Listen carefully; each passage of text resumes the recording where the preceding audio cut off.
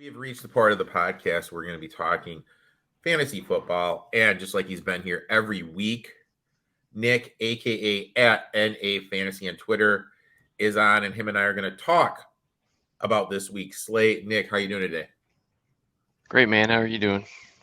Just another day in Chicago in the snow, man. This is my type of weather. I'm a Michigan boy. I love this stuff. I am noticing that you're not wearing your Bills hat, though, today, my friend. Nah, I went back to the Packers hat. I mean, the Bills disappointed last week, and I'm just gonna go back to my We'll just leave it favorite at team. that. You know what? We're just going to leave it at that. They disappointed, and that's what they did. Yeah.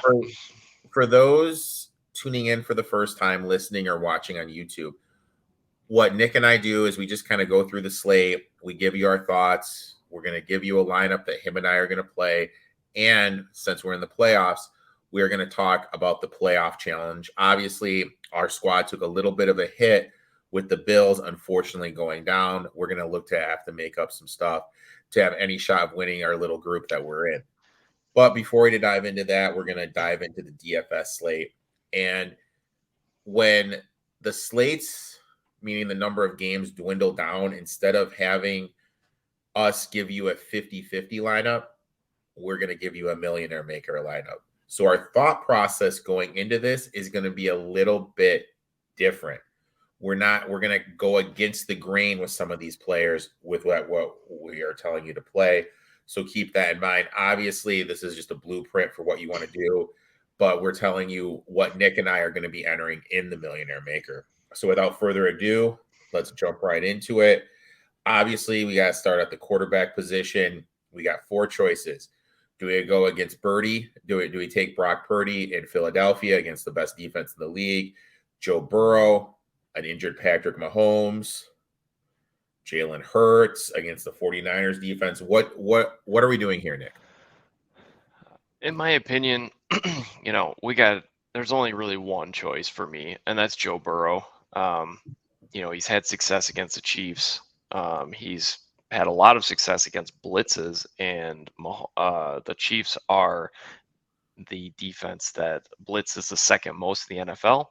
So, with Mahomes' ankle, I know he's slated to start, but his ankle injury is still a question mark. Hurts playing the 49ers defense. I don't like that, especially I think he's nursing that shoulder injury, trying to keep out of contact there. Burrow, the last time they played, he had 30 fantasy points. So Chiefs are also giving up the second most fantasy points per game to opposing quarterbacks. And I think with the offensive line issues that the Bengals are having, they're going to be able to, there's going to be some potential for Burrow to scramble around and get some extra points with rushing. I agree. I like Joe Burrow here. Joe Cool. My thing is, though, do we partner him up? Do we do a stack? Normally we don't do stack, but as we talked about it, with there only being two games, we're kind of forced to stack. So what Bengals wide receiver doesn't make sense to stack Joe Burrow with? Yeah, I mean, because there's only 4 teams to choose from, we are limited. So here, in my opinion, the best stack here is with Jamar Chase. The Chiefs are 31st DVOA defending wide receiver 1, and they've given up the second most fantasy points to wide receiver 1 over the course of the season. Last time the Bengals played the Chiefs, Chase had 7 catches, 97 yards. Solid game. I think he's in line for another game like that, possibly over 100 yards this time. So I think that's a solid stack here. And everybody, all we're hearing this week is the talk about how Brock Purdy is a rookie. What can he do? Chase is going to be lined up against 2 rookies himself. Right. And I really think that's a matchup that the Bengals are going to look to take advantage of. And if this is a close game, which I think it's going to be because we got news that Mahomes is going to play, more potential for Chase to have a good game against this Chiefs secondary. Now, Let's shift up to the tight end position. Tight end position is a little interesting. And we mentioned before, we have to go against the grain here. We could take Kittle. We could take Kelsey. We could take Dallas. Or do we take Hayden Hurst and go a little out there against the grain and this be the difference in our millionaire maker lineup? Yeah, I mean, I think we got to go with Hayden Hurst here. He's 5,400. He's definitely opens up some other options in the lineup here. So Kelsey, he had a huge game last week, but I think he's going to take a step back here. And the last time they played, he only had 4 catches for 56 yards and on only 6 targets. So, I think that same script could happen here. But I know a lot of people are going to go with Kelsey because of his big game last week. And then Kittle, kind of the same thing. But Philly's defense, I think, is going to limit Kittle here. So I'm liking the, against the grain, lower budget guy, Hayden Hurst here. The Chiefs are giving up 10.1 fantasy points per game. And I think that Burrow's going to, look underneath the Hurst a lot with the offensive line issues that the Bengals are dealing with right now. And with Kittle against the Eagles, they could have him stay in and block a little bit more for protection. San Francisco has one of the best linebackers in the league in coverage, defending the tight end.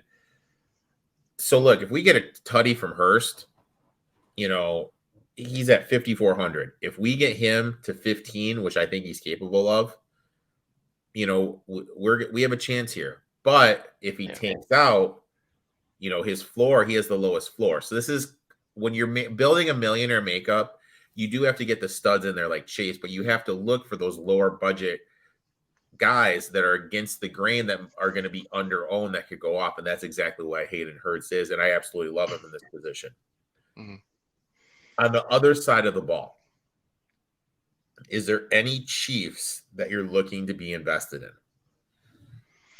Yeah, actually a couple. Let's start at the running back position. I like Isaiah Pacheco.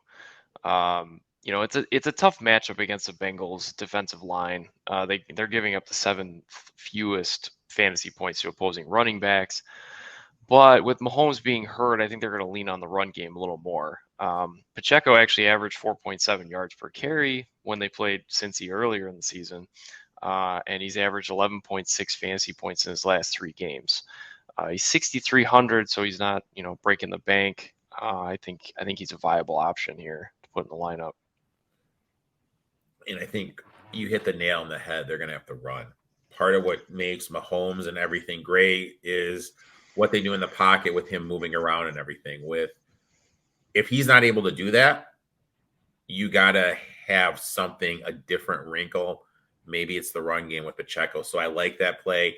He's definitely the alpha. He's definitely going to get the goal line carries. The only worry is in the passing game. But with playing FanDuel, it's a completely different game as opposed to DK. Mm-hmm.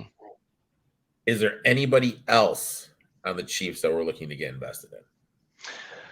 Yeah, on the wide receiver side, I like Kadarius Toney. Again, with Mahomes being banged up, we expect the Chiefs to, have a quick, short passing game. I think he'll look to get the ball to his playmakers in space. I think the defense is going to focus on Travis Kelce. And I think Toney's in line to be the best playmaker, on those short, quick passes. They're going to want to get the ball out of Mahomes' hands quick and get it to playmakers in space. Hardman, obviously not 100%. Toney, they've been trying to do that more and more and more and more and more. Yeah. I absolutely love this here. And Juju's been completely invisible lately. He's been inconsistent. It's been pretty bad with him. Yeah. And I thought we're going to see him have a good game. If you can't put up good numbers against Trey Herndon, then you just can't put up good numbers at all. So is there anyone else in this game, or should we shift our attention to Philly and San Fran? Yeah, I'm looking to shift at this point. I think we've covered basically what I'm looking at for Chiefs and Bengals here. So right now we have one wide receiver. Excuse me. We have one flex position open, one wide receiver position open, and one running back position and the defense. So let's go to the running back position. In the running back position, where are you looking at? So again, I think because we're doing the millionaire maker, we gotta think a little bit different here and go a little bit against the grain. I like Miles Sanders here. I know he's been struggling, but last week he could have produced more, but the game was out of hand so early that they were kind of saving him. I think he still had a decent game, but with the Eagles having the best offensive line, in football, I think they're going to win in the trenches, and they're going to be able to create some running lanes for Sanders. So, in terms of starting running backs, he'll probably be the lowest owned, and you know we all know that the 49ers have the best run defense in the league right now, but I think Sanders has a great opportunity here to get some points, and he'll be low owned here. So I I'm think liking I'm liking what the offensive line will be able to do for him. I think the best point you made was he's a starter. We look at San Francisco, Mitchell, McCaffrey, injured, not practicing. We already have Pacheco, already invested in the Chiefs. Look at the Bengals. There is the worry of the offensive line. And if they need to have Mixon on the sidelines because they need P. Ryan to block, that could open, that he's not going to be able to get that production. So I really like that thought of going against the grain here, getting Miles Sanders involved. And I expect this how that game is going to play out is going to be a little weird. I don't know if it's going to be high scoring. I could see that game being 24-21, but it also wouldn't surprise me if it's 17-10. It's a heavy run game. Sirianni very crafty at crafting, so I like Sanders there a lot because either way that plays out, Sanders is going to be involved. Now we have the two wide receiver. Oh, sorry, excuse me. A one wide receiver and one flex. Excuse me. Where are we No, we looking? have two wide receivers left. Okay. All right, so we have two wide receivers left. So who are we looking? So we're gonna put Chase in the flex then. So Chase will be in their flex, and we'll go two wide receivers. Okay, so Oh yeah, that's fine. Yeah, yeah. yeah. So wide receiver wise, where do you want to go here? So again, on the Eagles side of the ball, I love Devonta Smith this week. He's averaging 17 fantasy points per game over his last four, and you're going to expect him to get an uptick in targets because he's got a great matchup against Ward, who's averaging, an 81% catch rate. And we saw it last week.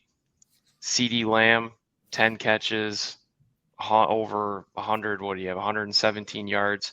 I expect the same thing to happen with Smith this week. Now, also another point is with San Fran being so good against opposing teams' tight end, we can expect those targets that were going to the tight end to kind of shift over and go to Devontae Smith. I absolutely love Smith here. If you watch the eTalk 21 Sports Show, that was one of the best that I gave out. Devontae Smith over 65 and a half yards. Absolutely love Devontae in this position. Now that brings us to the last position, the last wide receiver. I'm assuming this is going to be a 49er because we have to have one 49er on the team. Absolutely. We're going to throw a little dart here. He's been a little quiet, but I think this is the perfect scenario for him to come out of the woodwork, and that's Deebo Samuel. With CMC hurt, he didn't play in the closing moments of the Cowboys game. That's a little worrisome. He's been sitting out of practice to nurse those injuries. So is Elijah Mitchell with his groin injury. So I think that Samuel's going to be used in the run game. And this could be a perfect opportunity for Shanahan to sneak him in there again because he hasn't been used in the run game very much since CMC came to San Fran. So I think this is a good time to give CMC a little bit of rest and get a little new look to the run game for San Francisco. I kind of feel he's been that toy Shanahan's wanted to play with that hasn't played with him. Yeah. We saw CMC at the end of the Dallas game not get the reps on the sideline because he was hurt. We saw him with the calf massager on his calf during the game against the Cowboys. So it makes you feel that there's something there that is a little worrisome. So I definitely like that thought using Debo, because this could be a game where they lean on Debo, especially if Purdy gets off to a rocky start with the Eagles defense. Give it to Debo. We need to remember what they were doing last year with Debo and how big of a weapon he actually was with the injuries and them getting CMC. I'm kind of thinking people forgot how good he was when they got him the ball just handing off in the backfield. And with the build that we just gave you guys, the best part is this. You can pay up for any defense. If you want the Eagles, the 49ers, the Bengals, or the Chiefs, whatever you want, you can fit in. Now, I think Nick and I have a different opinion. Nick, if it was up to you, what defense would you choose? Yeah, I mean, I just love the 49ers defense. I know we can pick anyone we want, but they are just solid, and I'm just a huge fan. I think they're gonna go on the road and they're gonna win this game. They're gonna keep the Eagles under 21 points, and I think they're gonna win it straight up.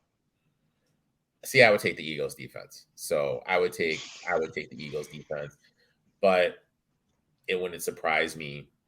Any one of these defenses is good, and we're going to leave that up to you because that defense is kind of the one that Nick and I feel 10 points top this weekend, and right. We'll leave that to you people. So now what we're going to do is we'll give a quick review of the lineup. Joe Burrow, Isaiah Pacheco, Miles Sanders, Devontae Smith, Deebo Samuels, Kadarius Toney, Hayden Hurst, Jamar Chase, and defense of your liking is what Nick and I are telling you to lock in your DFS lineups. Now we're going to switch over to the quarterback playoff challenge. Obviously, like you said, we took a little bit of hit. We lost some guys, but we still have McCaffrey, 3 multiplier, hurt, kind of stinks. We have Miles Sanders, 3 multiplier, Travis Kelce, 3 multiplier, Robbie Gould in San Francisco, 3 multiplier. Now we need a quarterback and 2 wide receivers. Nick, where's your head at to fill out this lineup? Well, I actually, I like the guys that we've been talking about already. Quarterback wise, I like Joe Burrow here to win that game and get to the Super Bowl again and get us a little 2x there for next week. Stack him with Jamar Chase, and again, love Devonta Smith here. So I'm all about those 3 to add into the playoff challenge lineup, fill those gaps. I like it. And then if they go in, we get the multiplier. I think the Eagles win the game. The other game is a complete toss-up. So I like it. Yeah. I like where we are. We think we definitely both think that the 49ers Eagles game is going to be the lower scoring of the 2. So for sure. That's why we're both on those defenses. Nick, thanks for coming on. Appreciate you taking time out of your day to come on and talk a little fantasy football. Why don't you tell everyone where they can find you on social media? You can find me on Twitter at NAA Fantasy. And it's always a pleasure, man. All right, man. Some good games. Let's see if we can get this bad boy home for you guys. And Nick will be back here for the Super Bowl to give you his thoughts on the Super Bowl. And then also during the offseason, him and I are going to do some ranking stuff, look back at the year and everything. So we have some stuff in the mix. So just because the football season is over doesn't mean we're going to stop talking fantasy football. Always a pleasure, my friend. Until next week.